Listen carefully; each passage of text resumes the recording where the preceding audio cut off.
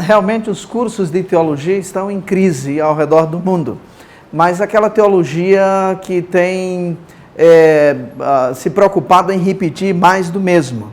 E isso a nova geração não aceita mais, isso é uma realidade. Entretanto, a teologia que está se sobressaindo, que retoma as universidades e as faculdades seculares, inclusive, é uma teologia que tem alguma coisa para dizer, não somente às pessoas internas, às pessoas das igrejas, mas à sociedade como um todo. De fato, fazer teologia é fazer teologia pública, para fora, e não somente para dentro, criando uma linguagem hermética, fechada, obscura, que ninguém entende a não ser aquele grupo que ali está. Além disso, a liderança pastoral é uma forma de fazer teologia. Então não se iluda, se faz teologia de diversas maneiras. Tem a teologia acadêmica, a teologia muito mais teórica, centrada na universidade, mas há uma teologia de púlpito. Há uma teologia de púlpito, nem sempre muito boa. Há uma teologia na liturgia. Liturgia é uma outra forma de fazer teologia. Não se faz teologia de maneira neutra. Quando se lidera um culto a cada domingo, você, como líder, está fazendo teologia. E você pode estar levando o seu povo, através da teologia dos hinos, da hinologia, para um caminho que talvez você não gostaria de levar. Canta-se uma coisa, prega-se outra e lê o texto bíblico que diz outra coisa.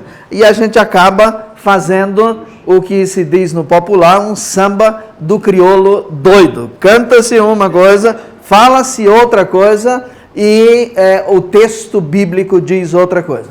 Mas a nossa, como o Dionísio falou, a nossa conversa durante essa semana será uma conversa bem pé de orelha. Aqui não há nenhuma última revelação ou nenhuma revelação do Espírito Santo que desceu e me disse algumas coisas para que eu pudesse trazer. Não, nós vamos conversar a partir da teoria, é verdade, mas a partir da prática. E nenhum de nós chega aqui neutro ou com uma tabula rasa sem saber nada.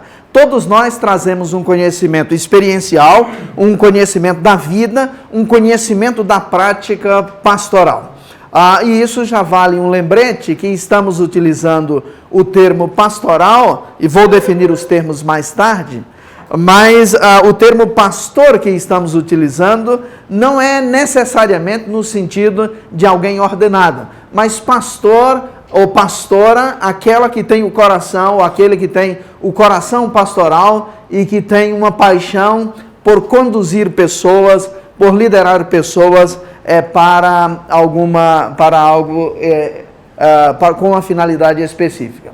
Dionísio fez uma apresentação do curso como um todo. O curso é de liderança pastoral, então a ênfase será uma ênfase prática, em uma teologia aplicada. Mas nós não vamos estar utilizando aqui a terminologia teológica, que vocês já viram na graduação em teologia. Não vamos estar utilizando uma ênfase cognitiva, racional, mas é a ênfase prática do dia a dia. Neste curso especificamente, ele vai trabalhar um pouco, como o curso no geral é interdisciplinar, essa disciplina vai trabalhar um pouco conhecimentos que estão fora do meio evangélico, pelo menos oficialmente. Então nós vamos trabalhar com administração, vamos trabalhar com a própria liderança e não vamos nos preocupar em pegar só líderes evangélicos, porque se nós ouvirmos só a quem nós concordamos, não vamos crescer nada, vamos ouvir a nós mesmos. Então vamos trabalhar com gente da área de liderança secular, mas também cristã. Vamos trabalhar com administração, vamos trabalhar um pouquinho com filosofia do conhecimento, vamos trabalhar ciências e vamos verificar isso aí de forma interdisciplinar. Já foi dito, essa primeira é liderança pastoral, e todos têm liderança pastoral e mais alguma coisa. Liderança pastoral e gestão do conhecimento. Nós vamos definir liderança pastoral e pluralismo religioso. a sociedade é uma sociedade cada vez mais plural. Antes, para você encontrar um budista, uma pessoa de outra religião, você precisaria viajar para o outro lado do mundo. Hoje ele é seu e meu vizinho, mora ao lado, está aí. Se você está em uma sociedade, trabalha fora, dá aula em uma escola, você sabe que é preciso aprender a conviver de maneira pacífica e tolerante com os diversos segmentos da sociedade. O que é que nós temos? A sociedade brasileira está se tornando uma sociedade plural, mas nós, evangélicos, com raríssimas exceções, nós estamos retrocedendo.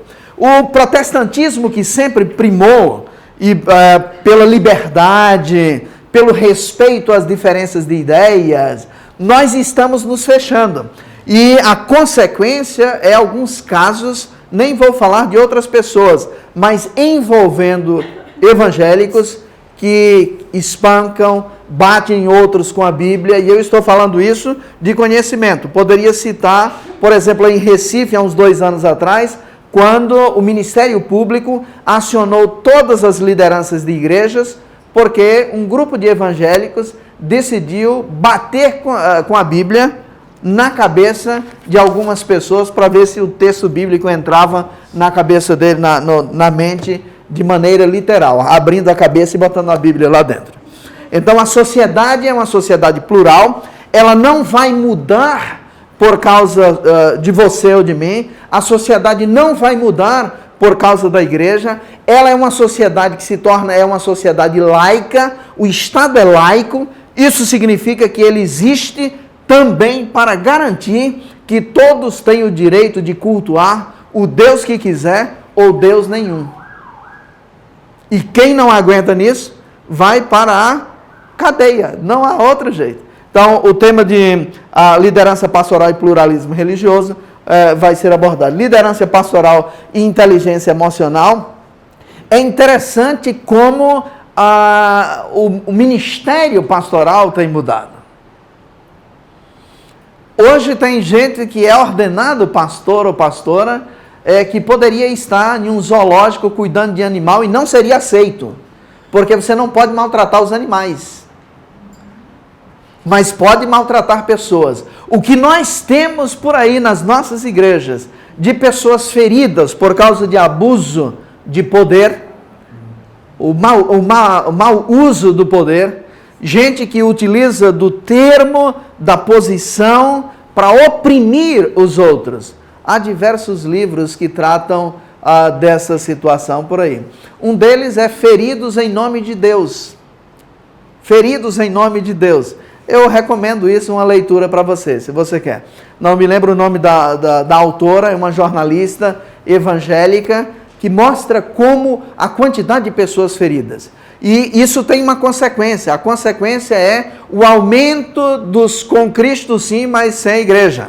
Ou como diz Philip Yancey, Soul Survival, How My Faith Survived the Church. A alma sobrevivente, como a minha fé sobreviveu à igreja. Eu tenho dito em alguns momentos que está se tornando cada vez mais difícil Jesus salvar pessoas na igreja. Parece-me que está se tornando mais fácil as pessoas serem salvas fora da igreja do que dentro da igreja. O censo do IBGE já mostra um número crescente dos 100 igrejas. Com Jesus sim, mas que ele me livre da igreja. Então, a inteligência emocional vai tratar um pouquinho disso daí.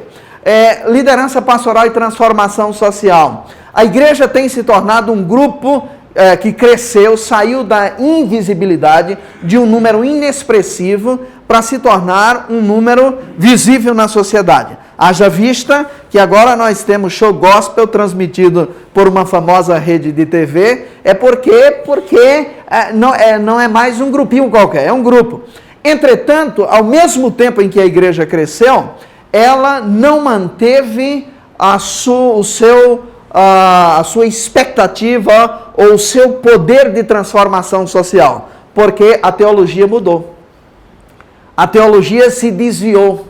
A teologia se tornou reducionista. O que vale é converter as alminhas e mandá-las para o céu, e ela não tem nada que fazer na terra. Há uma negação da historicidade do Evangelho, há uma negação do poder do Evangelho, não só para transformar vidas, mas também para transformar estruturas. E a teologia wesleyana, original, verdadeira, que está lá escrito nos originais, ela nos mostra isso. E às vezes os próprios seguidores de Wesley têm negado isso. Tem surgido uma teologia que serve para entreter as pessoas a cada domingo, a cada final de semana, mas que não muda, não transforma nem a vida e muito menos as estruturas sociais. No dizer de um amigo, que é um pastor batista, Marcos Monteiro, um filósofo, professor de filosofia e teologia, é professor de teologia no Seminário Batista em Feira de Santana, mas também professor de filosofia em algumas universidades na região. Ele diz o seguinte: a impressão que eu tenho é que a igreja não ama as cidades e os bairros onde estão, porque eles não fazem nada para transformar lá. Eles chegam no local, convertem as pessoas, tiram tudo das pessoas, ofertas e dízimos e mais uma série de outras coisas, mas não dão nada, não luta para transformar. Então, a liderança pastoral que não está comprometida com a transformação social, ela está negando a teologia de Jesus, a teologia da igreja, ela está se tornando uma teologia para entreter, um entretenimento semanal de um grupo de pessoas. Liderança pastoral e centralidade do púlpito e crescimento da igreja é um outro tópico que será abordado aqui, um outro módulo. Os púlpitos, com exceções, e sempre tem, mas tem sido utilizado para manipular as pessoas, tem sido utilizado para causar comoção. Lidera-se uma reunião, um culto, não é? Onde causa emoção, e depois vem a pregação que apela mais ainda ao coração. E as pessoas saem dali com muita adrenalina nas veias, mas sem Jesus na mente e no coração. Já dizia John Stott que o cristianismo quer converter o mundo pegando pelo rabo e não pela cabeça. Quem pega pelo rabo, corta-se o rabo e depois o rabo cresce de novo. Mas quando pega pela cabeça, então isso vai, pega a cabeça, coração e tudo. Então, liderança pastoral e centralidade do púlpito. Será um desafio para rever os nossos púlpitos. Como é que estão, ou que está a nossa pregação a cada semana? A preparação pastoral, e ontem eu ouvi de um colega dizendo que ouviu um outro colega, pastor, dizendo o seguinte, assim: eu não me preparo para pregar. 5 minutos antes eu oro, numa linguagem assim, eu rezo, e aí o Espírito Santo me revela, inclusive, o texto que eu vou pregar. E eu subo, e quando eu abro a boca, aí o Espírito Santo fala. Como dizia um líder internacional do Exército de Salvação, ele disse: Deus não fala nada pela boca de quem não tem nada na cabeça. Eu vou repetir. Bramwell Chesley, ele disse isso na nossa igreja no Bosque, alguns anos atrás, quando estava visitando, em uma pregação. Ele disse: há muita gente achando que é só abrir a boca. Deus não fala nada pela boca de quem não tem nada na cabeça. Então, o púlpito deve ser central, até para que haja um crescimento sadio e saudável. E vocês terão essa oportunidade. E liderança pastoral e desenvolvimento espiritual. Nós somos seres e líderes, somos líderes espirituais. Não há como negar.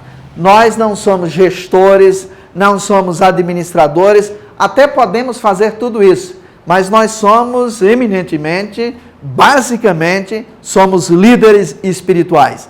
Mas há uma espiritualidade crescente em nosso meio, que é uma espiritualidade doentia, alienante, uma espiritualidade que não promove a pessoa, mas que a coloca para baixo.